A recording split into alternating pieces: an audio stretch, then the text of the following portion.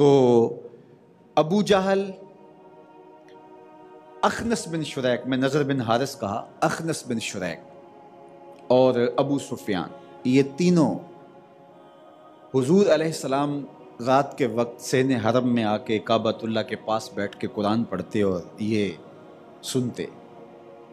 ایک دن جب واپس اپنے اپنے گھروں میں جانے لگے تو راستے میں ایک چوک میں تینوں کی ملاقات ہو گئی۔ رات کا پچھلا پہر اور تینوں ایک دوسرے سے نظریں چرا رہے تھے اور پھر پوچھنے لگے کدھر سے آئے ہو؟ تو سب کو بتانا پڑا، تو کہا یہ اچھی بات نہیں ہے، سارا دن مخالفت کرتے ہو اور رات کو اسی سے سن کے قرآن اور اسی سے تلاوت سن کے رات بسر کرتے ہو، تو اگر قوم کو پتہ چل گیا کہ ہمارے لیڈروں کا یہ حال ہے تو وہ کیا کہیں گے؟ لیڈر قوم سے ڈرتے ہیں، چاہے انہیں پتہ ہو قوم بدھو ہے، جو مرضی کریں گے یہ قوم پھر بھی ہمیں ووٹ دے گی، لیکن پھر بھی وہ کچھ نہ کچھ بھرم رکھتے ہیں کہ ذرا قوم کو تھوڑا سا بتائیں کہ نہیں ہم بڑے خیر خواہ ہیں۔ تو انہوں نے کہا کہ اگر پتہ چل گیا قوم کو تو وہ کیا آپ کے بارے میں تاثر لے گی؟ تو کہا ٹھیک ہے، عہد کرو کل کوئی نہ آئے۔ اب جب رات پڑی اور وہ ایک نشہ لگ گیا تھا تو ابو جہل نے سوچا کہ باقی تو دو آئیں گے نہیں، چلو میں سناتا ہوں۔ اخنس بن شریک نے بھی یہی سوچ لیا اور ابو سفیان نے بھی یہی سوچ لیا۔ خیر جب تلاوت ختم ہوئی تو دوبارہ ایک چوک میں ملاقات ہو گئی، تو اب تو پوچھنے کی ضرورت نہیں تھی کہ کہاں سے آئے ہو، لیکن ایک دوسرے سے شرمندہ ہونے لگے اور کہا کہ یہ اچھی بات نہیں ہے کہ ہم نے وعدہ کیا اور ہر بندہ یہ سوچ کے آ گیا کہ کل کوئی نہیں آئے گا، تو پکا وعدہ کرو کہ کل کوئی نہیں آئے گا۔ کہا پکا وعدہ رہا، حلف دے دیا۔ اگلے دن تینوں نے یہی سوچا کہ اب تو کوئی نہیں آئے گا، چلو میں ہو آتا ہوں۔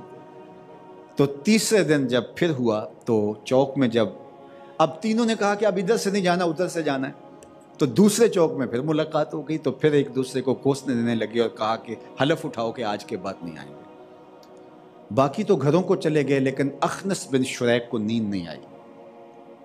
اس نے روایت میں ہے کہ لمبا سا ایک عصا پکڑا، ڈنڈا پکڑا اور جا کے ابو سفیان کے گھر کے دروازے پہ مارا۔ وہ باہر نکلا اور کہا سچ بتا، 3 دن سے جو کلام سنتے رہے ہیں اس کے بارے میں تیری رائے کیا ہے؟ تو ابو سفیان نے کہا کہ میں نے کچھ چیزوں کو سمجھا ہے اور کچھ چیزیں میری سمجھ میں نہیں آئیں۔ اس طرح بات کو پھرا دیا، کہا چل ابو الحکم کے پاس چلے۔ ابو جہل کو ابو الحکم کہتے تھے۔ گئے اور جا کے دروازے پہ دستک دی۔ وہ باہر نکلا تو اس نے کہا کہ اخنس، ابو سفیان خیر ہے اس وقت آئے ہو؟ تو بغیر کسی تعامل کے اخنس بن شریک بولا کہ سچ بتا، جھوٹ نہیں بولنا، ڈنڈی نہیں مارنی، 3 دن سے جو کلام ہم سن رہے ہیں اس کے بارے میں تیری رائے کیا ہے، اندر سے بتانا۔ ابو جہل نے جو لفظ کہے سنیے۔ اس نے کہا کہ اخنس، رفادہ اور سقایا یہ 2 تو پہلے ہی بنو ہاشم کے پاس ہیں، یہ 2 اعزاز تو پہلے ہی اس خاندان کے پاس ہیں، اور اگر نبوت بھی اس گھر کی مان لیں تو پھر ہماری سرداری کدھر گئی، ہماری چودراہٹ تو ختم ہو گئی۔ تو اخنس بن شریک نے کہا پھر اس کا مطلب یہی ہوا کہ تم اپنی جھوٹی سرداری کے بت کی پوجا کر رہے ہو اور حقیقت کا انکار کر رہے ہو۔ تم مانو نہ مانو، میں محمد کا کلمہ پڑھنے جا رہا ہوں صلی اللہ علیہ وآلہ وسلم۔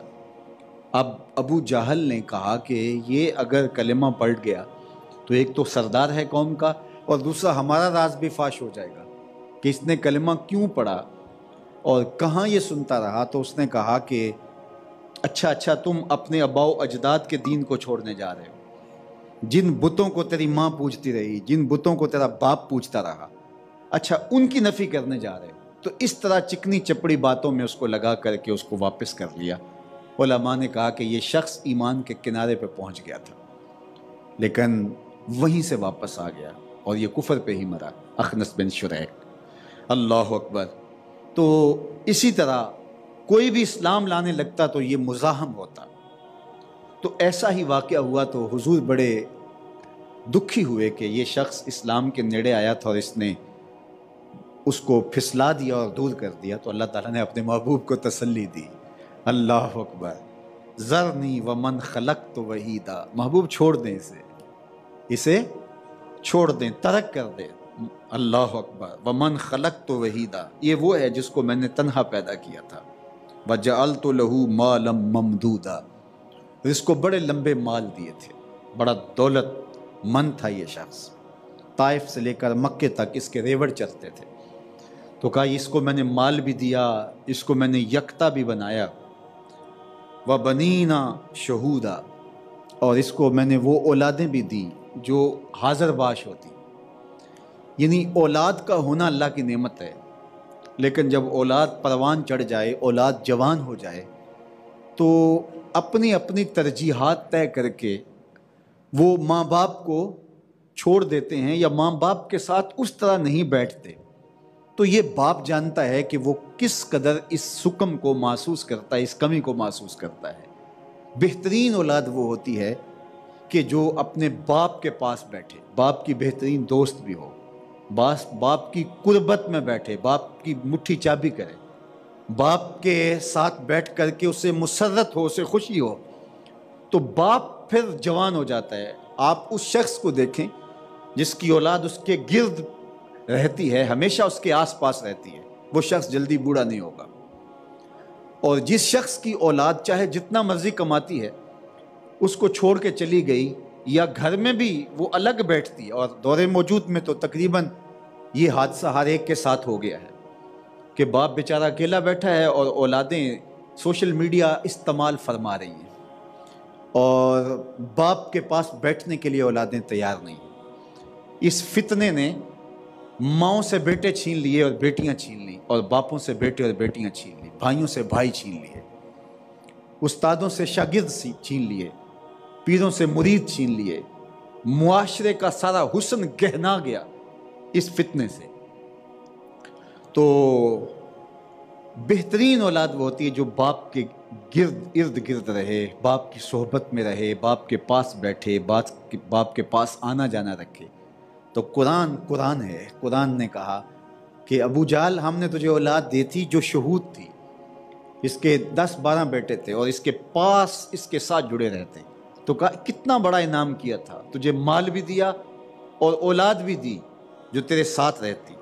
وَبَنِينَ شَهُودًا، اور ایسے بیٹے جو تیرے ساتھ چمٹے رہتے، لگے رہتے. وَمَهَّدتُّ لَهُ تَمْهِيدًا، اور سامان دیا بہت خوب، اور بہت سارا سامان، ساز و سامان، زندگی کے ساری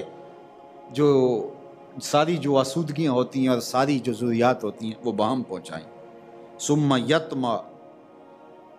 يَطْمَعُ أَنْ أَزِيدَ، اب یہ طمع کرتا ہے کہ مجھے اور بھی ملے. جبکہ اتنا کچھ دینے کے بعد ہمارا تقاضا کیا تھا؟ ہمارے پیغمبر کو مان لے، رسول کی صحبت میں آئے، زندگی گزار لے شریعت کے بتائے ہوئے ضابطے کے مطابق. یہ اتنی بڑی نعمتوں کے باوجود بھی ہماری اس دعوت کو مسترد کرتا ہے، بلکہ لالچ کرتا ہے کہ مجھے اور بھی مال و دولت ملے. اِنَّهُ كَانَ لِآيَاتِنَا عَنِيدًا، بے شک ہماری آیات کا مخالف ہے، دشمن ہے، عنید ہے. سَأُرْهِقُهُ صَعُودًا، کلا اِنَّهُ كَانَ لِآيَاتِنَا عَنِيدًا، ایسا ہرگز نہیں. یہ آرزو کرتا ہے کہ مجھے اور مال ملے، لیکن ایسا ہرگز اب نہیں ہوگا. ہم نے بڑا تجھے دیا، نوازا، لیکن جب پیغمبر کو ماننے کی باری آئی تو دوسروں کو بھی پھسلا کے دور کرتا ہے.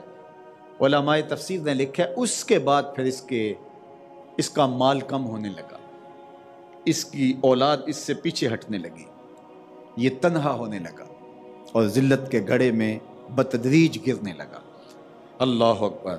فرمایا یہ تو دنیا کے اوپر تیری ذلت ہے. سَأُرْهِقُهُ صَعُودًا، جہنم میں ایک صعود پہاڑ ہے جو آگ کا بنا ہوا ہے، کہا ہم تجھے اس پہاڑ پہ چڑھائیں گے. اللہ اکبر.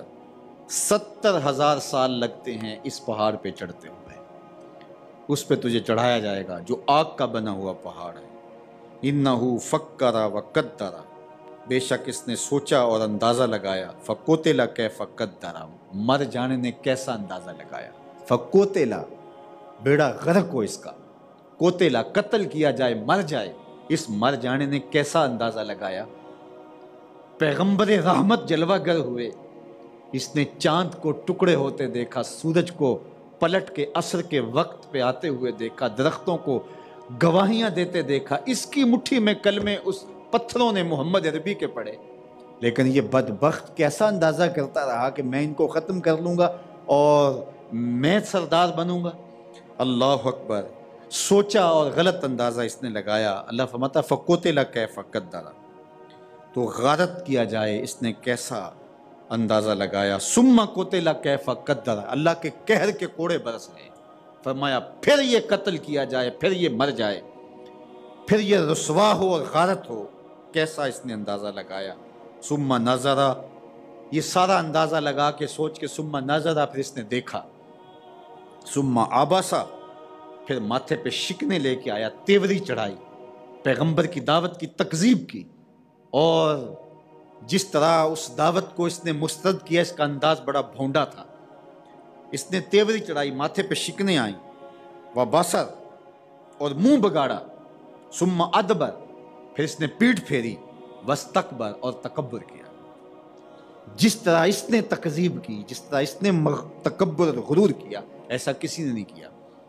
حضرت عبداللہ ابن مسعود رضی اللہ تعالیٰ عنہ فرماتے ہیں کہ جب غزوہ بدر تھا اور میں تلوار لیے آگے بڑھا تو دیکھا کہ ایک شخص گرا پڑا ہے، تو میں نے دیکھا تو وہ ابو جہل تھا، تو میں نے اس کی گردن کاٹنا چاہی، زخمی تو پڑا ہوا تھا، تو میں نے اس کی گردن کاٹنا چاہی، تو اس نے کہا کون ہو؟ میں نے کہا عبداللہ ابن مسعود۔ اس نے کہا اچھا، ایک چرواہے کا بیٹا سردار کی گردن کاٹے گا؟ یہ وقت بھی آنا تھا۔ تو کہتے ہیں مجھے بڑا